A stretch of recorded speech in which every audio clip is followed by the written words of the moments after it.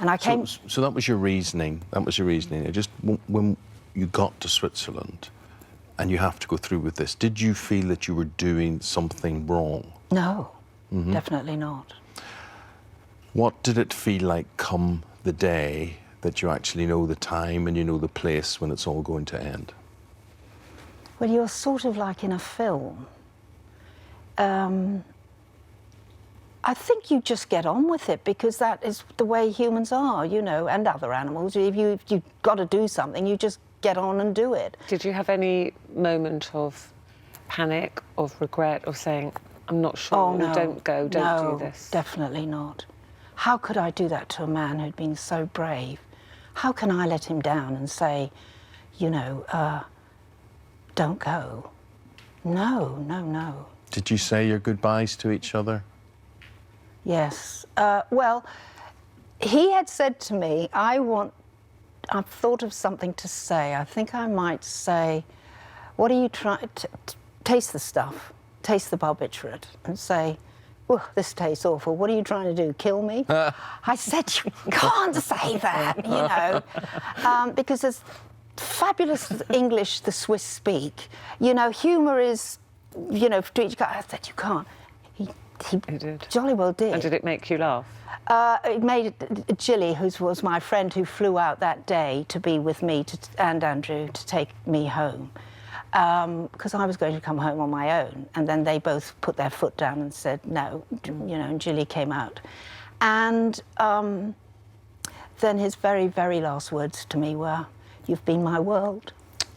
Oh, Sarah. And that was quite difficult. And you still felt that you were supporting his decision right Oh, to the I knew end. I was we knew we were doing the right thing. You can't, this is what's so wicked about this country. You can starve yourself and dehydrate yourself to death. And if you're rich, you know, if you can afford it and you've got this sort of, the savvy to go to Switzerland, you can do that. What about all the other people? Why do they have to sit and watch this? I am desperately, desperately sad. I knew for 2 years, I could see he was suffering. He wanted to go because that was the right thing to do. I had everyone backing me and what have you. What happens with people who have to watch? If I'm as sad as I was, knowing all this, how do people feel who actually watch someone they love? 2 weeks it can take. But, you know, today I'm just looking at social media here and everybody who's got in touch supports you, right?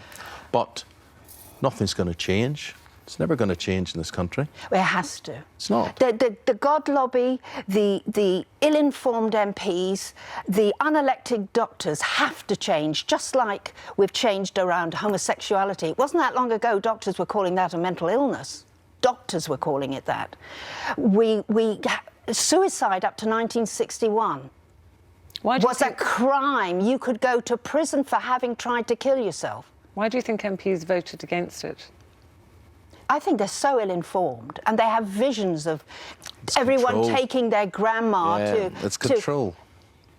Tell me, is Switzerland covered with people queuing up outside the Dignitas house? Of course they're not. Where would you have preferred Andrew to end his life?